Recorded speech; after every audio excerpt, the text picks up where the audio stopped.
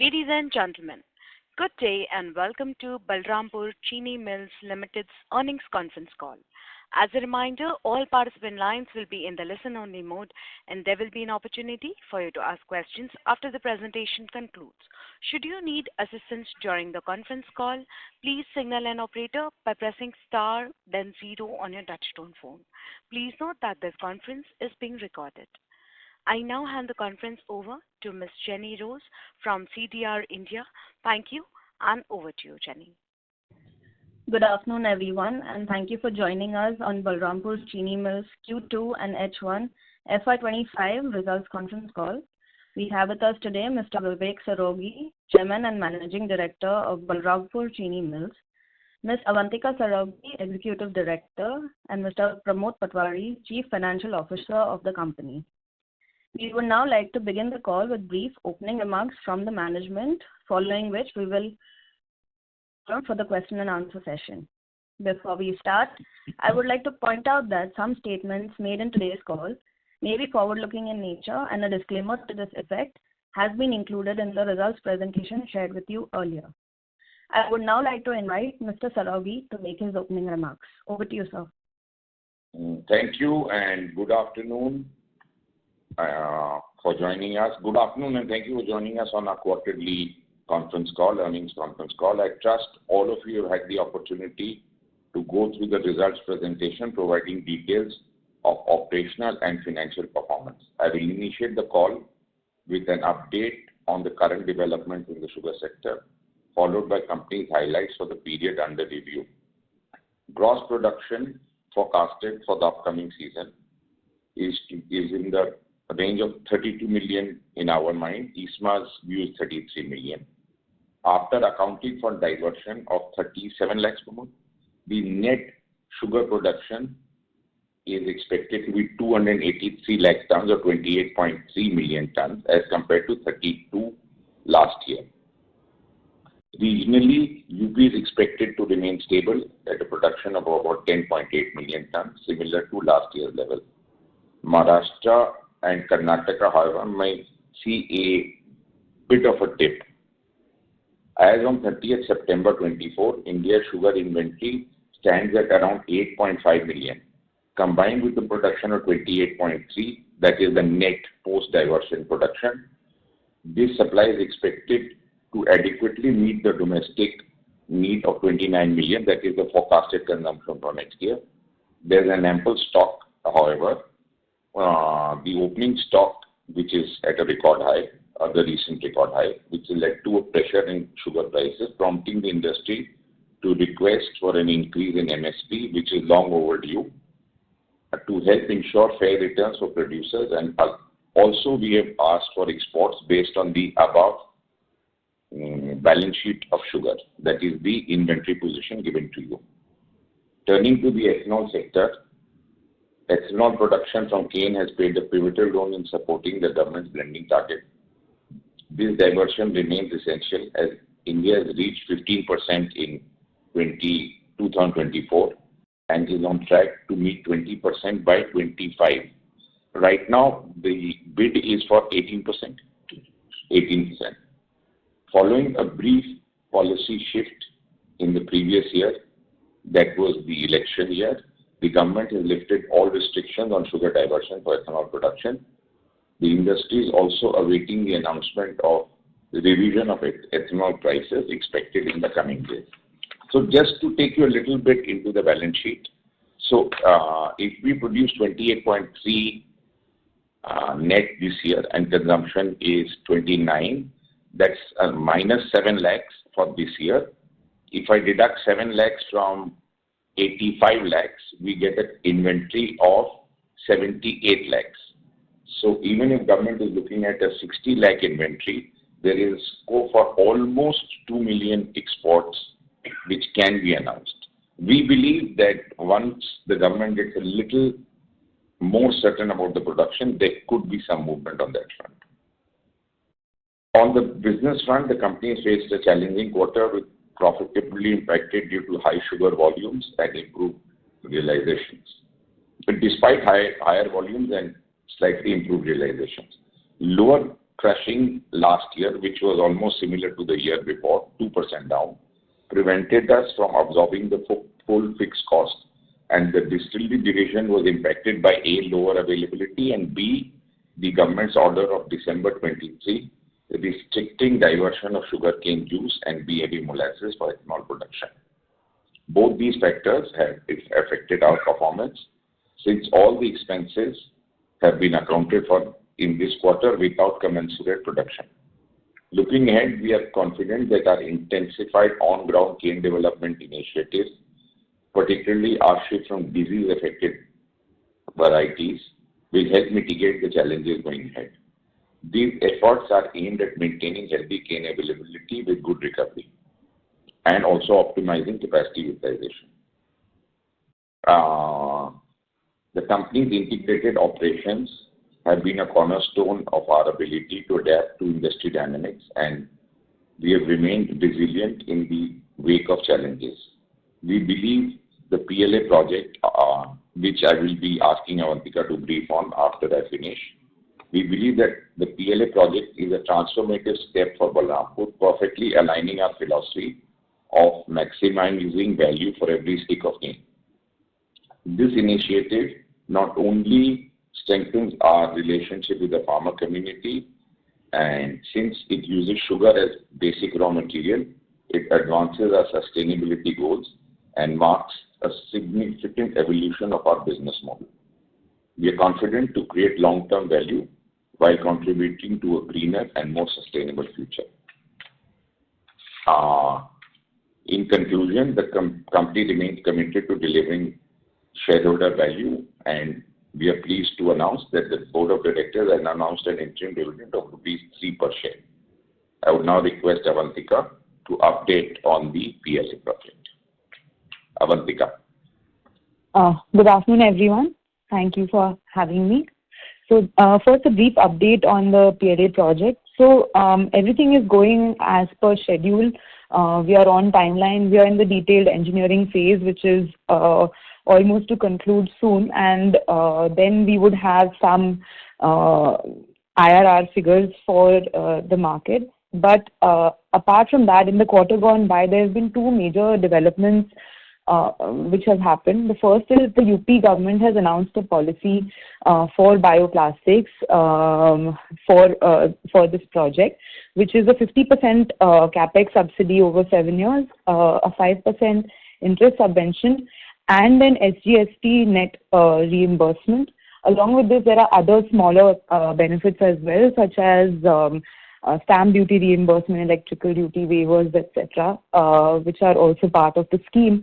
So this is a commendable step by the UP government, and we applaud them for this measure. It makes us, come to the project with double the vigor and really kind of make it happen well.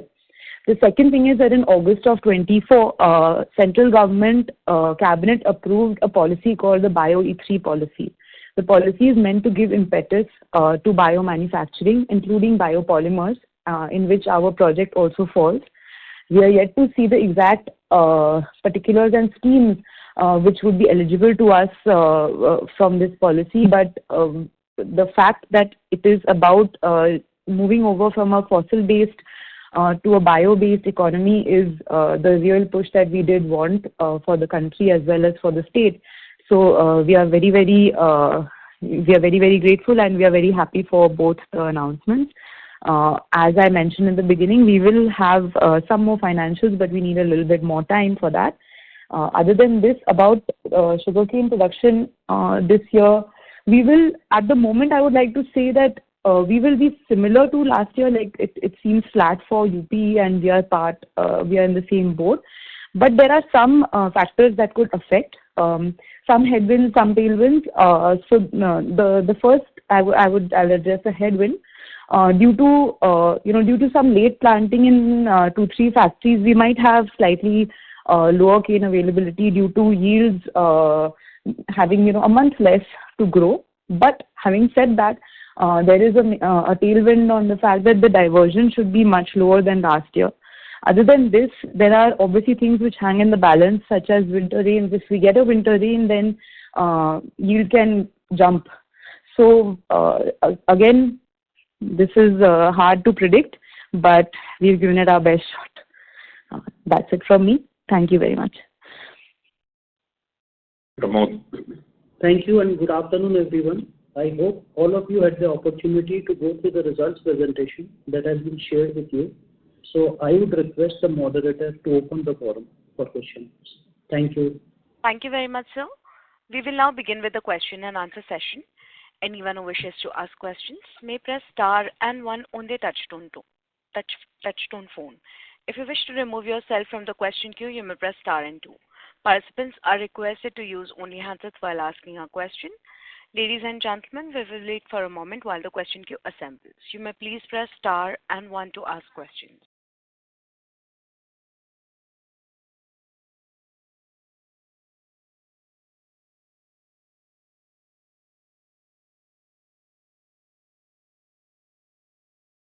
The first question is from the line of Sanjay Manyal from DAM Capital. Please go ahead. Hi everyone. Just have a few questions on the sugarcane crushing part. I think last season you mentioned that there is almost 8% increase in the area under sugarcane in your catchment area, but production was more or less flat. How is the situation now? If you just can define in terms of what is the increase in the area under sugarcane and what could be the availability, means whether it will be a so just leaving apart the weather factor, if everything remains normal, what could be the crushing number? So Avantika, I'll take that. Basically, I think the area is similar to last year. There is not much change.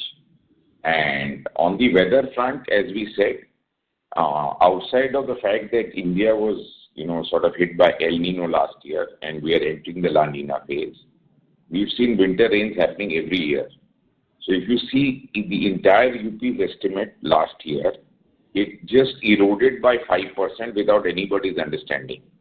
All units across UP, Triveni, Dhampur, Birla, Bajaj, Balrampur, everybody. So we hope that the winter rain would come in. That's our only positive. We are saying that if the winter rain comes in, we should improve over last year. And as Avantika mentioned, lower diversion. Right. Also means just want to understand from the yield perspective, means the sugarcane yield per hectare. So is it safe to say that despite increase in the area last year, so probably the production was a bit lower. So is it safe to say that non-CO 023 variety you have a lower yield per hectare compared to the newer ones? So I'll take that. Definitely 238 had a yield which was, loved by farmers and millers alike. But having said that, even when 238 had come in the beginning, it takes 2 or 3 years for a cane variety to really acclimatize itself to its new surroundings, where it can really then come and give you yield. So last year, if you realize, I think market is well aware, but we had a huge shift in variety, and the varieties were mostly new. So it could not give the vigor that it should give as what we had estimated as well. Or maybe it was due to diversion, maybe it was due to the non-winter rain, but still net, it did not give us a result that we thought it would. Now this year is one more year, which means it's had a longer time to acclimatize. I would say that till now we cannot give you an exact figure that if the yields are lower. According to me personally, if you ask me, the yields of the new varieties are not at all lower. I think the acclimatization process, once it is done, which is more or less getting there, then this question should kind of go out. But we might see another, maybe it might need another few months to really give you a yes or a no on that. So there are 2 kinds of yield assessment, if one is to be brutally honest. One is called the ratoon yield, one is called the plant yield. The ratoon yield, since we've begun 4 of our factories right now, the ratoon yield, the first indication comes after 15-20 days. And just to brief you, other 6 factories begin between about 16-17 to 22nd, 23rd, with one exception going into the 1st of December. So the entire proper yield assessment for ratoon can be done by about 10 to 15 December. That's first stage. and the plant yield assessment is done around 20th of the third week of February. So these are 2 milestones, and as Avantika said, I'm just adding a point. The availability of 238 for crushing last year was very low, and it will be a little lower this year. So from last year to this year, there is no shift which is meaningful from 238 to a downward variety. Third, these varieties are disease-free almost, and you've seen they have given us a much better recovery. So these varieties going ahead will perform, and the recoveries have already been higher. Okay, perfect, sir. I believe we'll get the sense on recovery as well after some time only. Yeah, it's begun well, but yeah, let's just wait a bit. Right. Yes. My last question on the ethanol part, given the fact that restrictions are being lifted, what is your sense that this season we'll be able to, means what kind of volume we'll be able to, and probably if you can just give a broad assessment, means what could be the B heavy, what could be the juice, and what could be the grain part.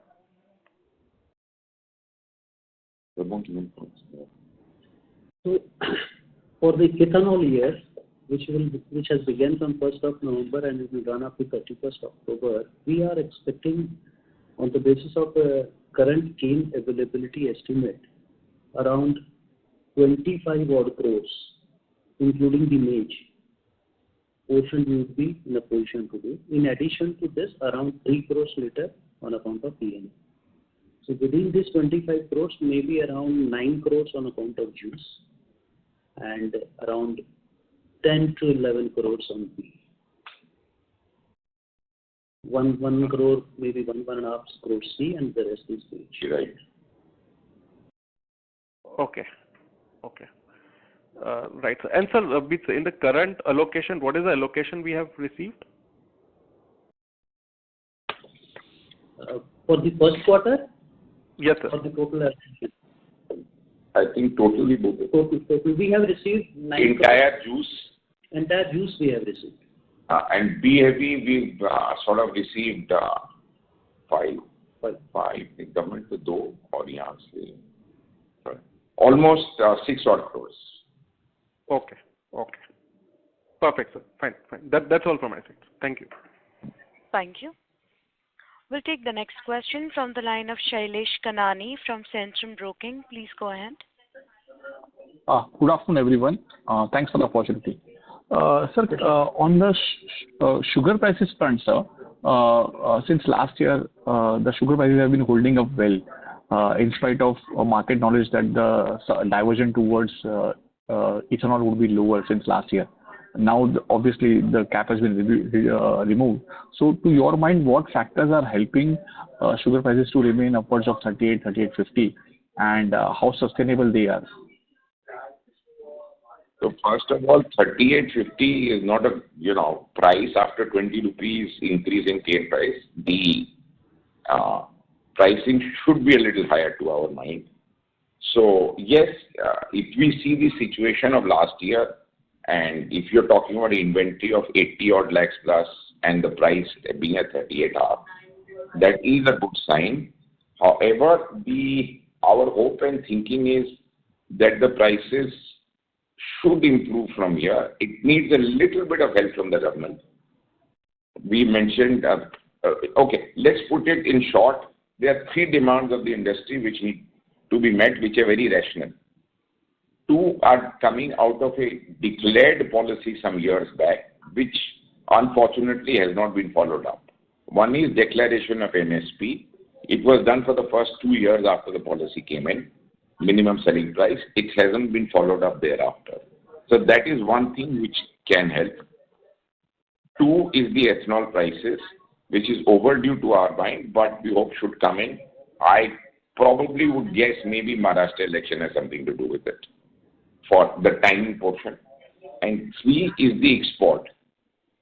So even there was a declared statement by the government that keeping the closing stock of, about maybe 5.5, 6 million, the rest will be automatically allowed for exports. So again, our demand there is about 2 million. If the 2 million and MSP is done by the government, we feel the price should be headed upwards from here, which is needed by the industry. Fair enough. So is it fair to assume that there is better discipline in terms of pricing from the players in the industry?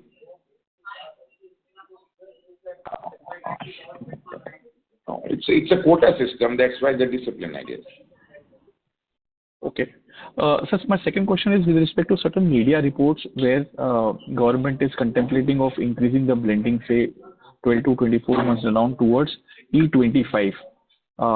To your mind, sir, how practical is that? Is it possible? Do we have the feedstocks? And does Balrampur is planning to capitalize on this opportunity or anything on that front, sir? Pramod? Sailesh, the target for this year is around 18% of blending, and for the next year it is 20%.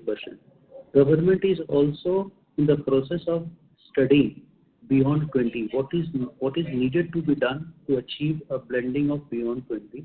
Of course, feedstock availability will be a very key factor. Apart from that, infrastructural bottlenecks like creation of storage facilities, outlets, dispensation. Government is considering all these factors. There will be some lesser efficiency if we go for higher blending. That needs to be adequately addressed through lowering of GST on flex fuel vehicles as well as the hybrid models. So government is in the process of evaluating everything. Yeah. And on how Balrampur looks to capitalize on this, we have adequate distillation capacity. So we were working very hard to increase cane production, which will subsequently lead to enhanced ethanol production. Okay, sir. That's very helpful. Thanks and best of luck, sir. Thank you. Thank you. You may please press star and 1 to ask questions. The next question is from the line of Nitin Awasthi from InCred Equities. Please go ahead.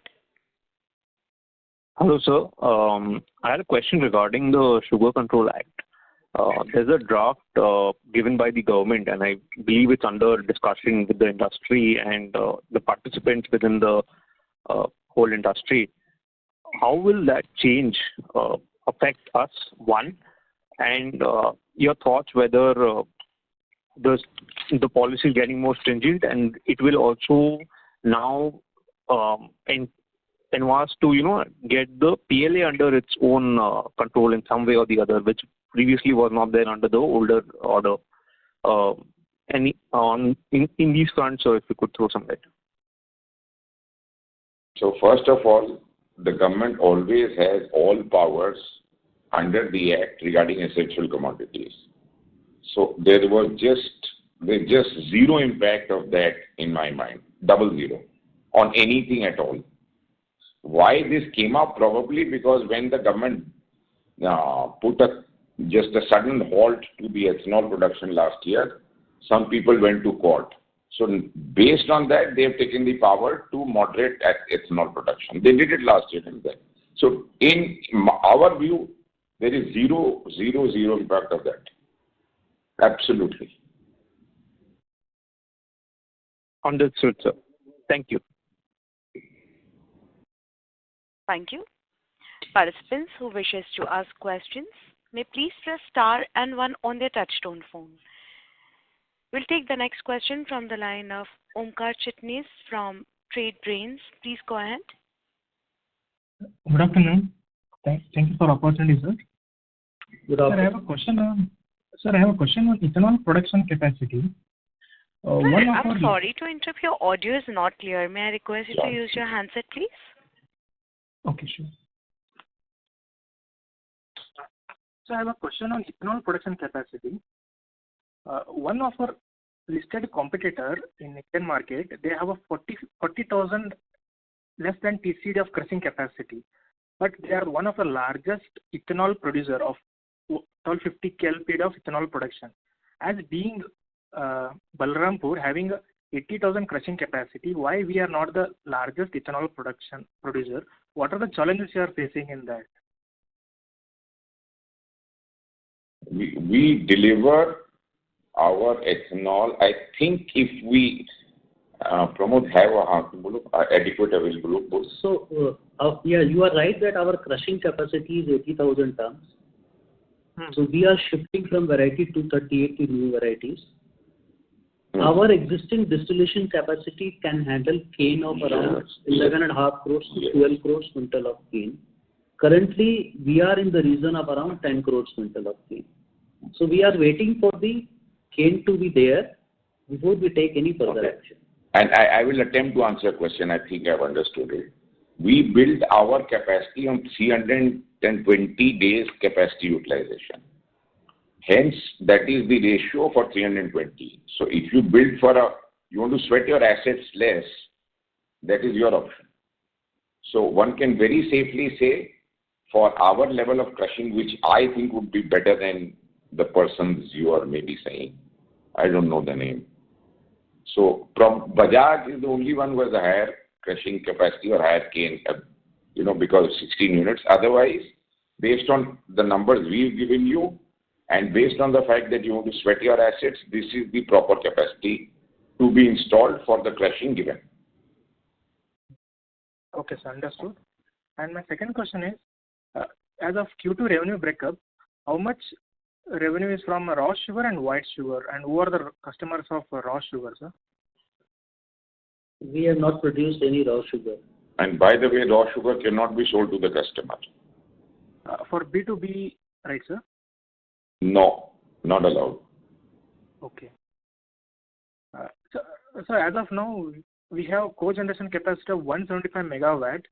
Is there any expansion plan in that? And what is the per unit you are getting from electricity grid? So what are current rates? So we have no further capex expansion program in this segment. Power which we are exporting to grid, Uttar Pradesh grid, we are getting realization in the region of around plus open access. So average realization should be on an annual basis 5 plus. No, grid ka kam 5. 5 plus. For the quarter, it was around 6 plus. Yeah, that is because of the extra sale. Because of the open access.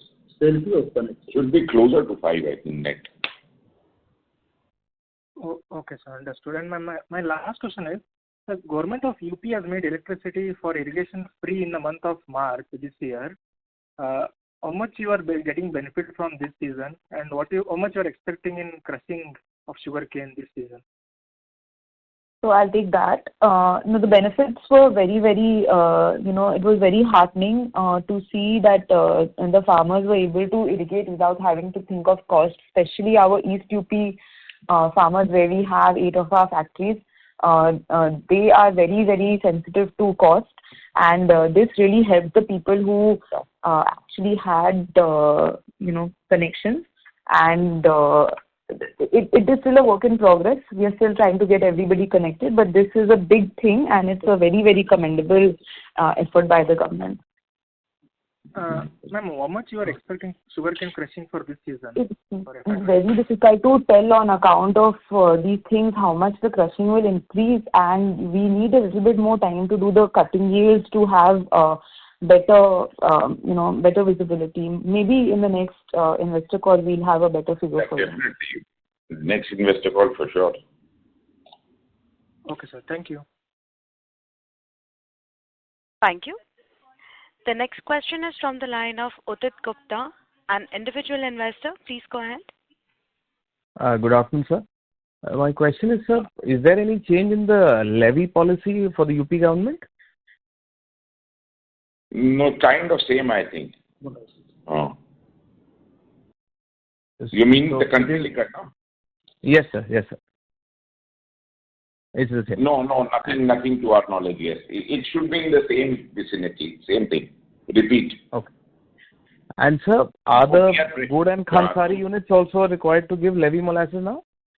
No. So, just to brief you, since you've gone into a good detailed question. So, the government of UP has sort of directly come up with, internal notifications asking for crushers, etc., that is the Khansari, to maintain some pollution laws, etc., they are encouraging the effect I'm telling you, they are encouraging more diversion towards the sugar sector. So the government of UP is interested that sugar industry crushes more cane, and they are working indirectly towards it. On good and Khansari molasses, there is no restriction till now. But there are other... There's discussion. There's a lot of discussion. Yeah, but hasn't happened now. So our drawl rate should go up this year, sir? Hopefully. Give us a chance till next time, because we were found incorrect like all the others in estimating cane last year. So we want to be cautious. We just want you to wait for 1 quarter, right, whereby we'll also be able to give you indication on the plant yield also. Right. And sir, regarding the PLA plant where there's a 50% capital subsidy, so does that mean that it's an interest subsidy, or the 2,000 crores that we invest, that will come back to us? Two separate things. Yeah. So you want, okay, you say. Yeah, two separate things. Whatever the capex you put in, 50% of that capex will be payable over 7 years. So let us say 50% of capex is 1,000 crores, let us say. So 140 something into 7 or 143 into 7 is equal to 1,000. So government of UP pays 143 crores a year as capital subsidy, correct, Mama? Interest subsidy is, suppose we borrow at X percentage, let us say 8% or whatever. 5% out of that, which means the net impact to the company on its borrowing cost will be 3%. 8 minus 5. SGST reimbursement as and when goods are sold, whether they are sold in UP or not. If it's sold in UP, the net SGST, that is after the ITC credit, will be reimbursed to us. Get your point, sir. And so this plant is on track for commissioning in October 2026? Yes. Yes. 2026. October 2026. Yes. Right. Thank you so much. Thank you. Thank you. Ladies and gentlemen, we'll take one more last question, which is from the line of Deepak from Sundaram Mutual Fund. Please go ahead. Thank you. My question revolves around PLA. So I want to understand, when we talk about manufacturing of PLA, we are talking about producing pellets, right, which will be sold to the perform converters? Yes. Okay. And regarding this capital subsidy of 50%, so sir, how do we define what are the assets which are eligible for this capital subsidy? Meaning, will it include land, building, R&D cost, or technology transfer cost, or only is it applicable to PP which will be buying? Very good question. So the fine print hasn't totally been laid out, but usually what happens is that other than what is already, what is on the ground, you are usually able to claim everything. But I think we should wait for the order to come in and read the fine print before we really make a proper comment on that. Okay. And let's say if this subsidy does come in, then it's on reimbursement model, right? It is not pari passu, meaning that when you invest X amount, the government will also invest X amount. It's on reimbursement. Yeah. It's on, I just want to clarify. There's no if the subsidy has been announced. So the if question is out. The other thing is that we will come up with the fine print as well when we come up with the other financials for the project soon. Okay. Okay, but your question is valid. Let me answer that. So you are saying, and I'm clarifying, that to the best of our understanding, or anything which is payable will be payable after commercial production, except the land portion of the subsidy. It will accrue. So let's say you borrowed 100 crore. I'm just giving an example. And till the project comes up, there is a subsidy of 3 crores to be claimed on it. So all that will accrue, but payable after commencement of production. Got it, sir. So everything will accrue and payable because they need to see commercial production, and rightly so. Got it, sir. Exactly. That was my Like I got understood. Yeah. And one this macro, because if you look at the PLA prices per kg, means roughly around market data says 250 rupees per kg, and if you look at single-use plastic, which is PP or polyethylene based, they are half the cost of PLA. So I was just thinking, means how will the volume offtake happen? Means without any regulation coming into the picture, wouldn't it be difficult for us to scale up this plant's utilization? So I will take that. So this, I think let's, we must be cognizant of the fact that we announced this project before we knew also that we would get any policy or any hope of any policy even. So your question is absolutely right. For single-use plastic, 19 items for single-use plastic are already banned. You cannot make it from PP or PE. So therein, the price discussion goes out of the window, because then I am not comparing myself to a PP or a PE, right? I am competing with the alternatives. For example, in straws, people are now using cardboard or paper, right? So I am competing with that.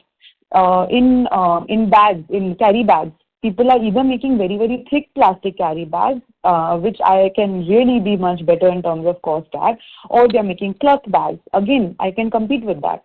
For bottles, they are doing, I can go on. So for earbuds, they are using paper or they are using wood.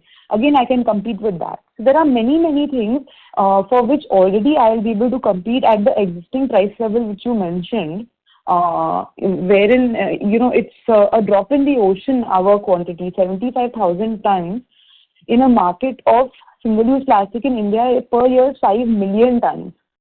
75,000 tons will just go completely unnoticed is what we think. But having said that, we can't, we should not be so bullish. I think we should still focus on more, tightening of regulations. I think the only lacuna here is that the single-use plastic ban needs to be enforced properly, because though the regulation exists, the enforcement is sometimes, gray. This is what we want from the government. We don't want more regulation. We want enforcement of existing regulation, and which they are happy to do. In fact, basically the whole discussion was that there was no raw material, so they were not able to force the regulation as per their liking. So we are in discussions, and they are happy about this, opportunity that they will also get to enforce their ban. Okay, so right. So I hope you've understood the question. Avantika's answer. Yes, I have understood it, sir. So given this scenario, means do you feel that once the plant gets commercialized, within 3 years we can achieve a peak utilization, and what could be that peak utilization? Yes, I think that is the plan. So why 3 years? We are working from there's a full team working on the marketing already. So we're not going to more details. So the marketing, one would hope to sell the day you produce and stabilize also very quickly. I think you mean, do you mean production or do you mean sale? I mean to say once the plant becomes commercial, means within how many years can we achieve a peak utilization level, and what could the number be? Month. No years. See, the idea is it's a new plant. It's a high-end plant. So let's assume it takes 3 to 4 to 5 months at best to stabilize the quality. We feel that the goods will be sold the day you start your commercial production. So capacity utilization sales, our best guess today is 6 months. Got it. And he's asking what that number is. So 75,000 tons is the rated per annum is the rated capacity. Now peak will be only seen once the plant is installed. Okay. Yeah, full. No, what is it's okay. Got it, sir. Thank you so much. Yeah, and just to clarify, The competition, once it's banned, gets enforceable. As Avantika said, government is continuously saying, you want us to enforce the ban, show us the alternate, we'll enforce the ban. Okay. Right? Thank you. Thank you. As there are no further questions, I would now like to hand the conference over to the management for closing comments. Over to you, sir. Thank you, everyone, and we will continuously keep updating you on all the business aspects as time goes, and we are always there to answer your query.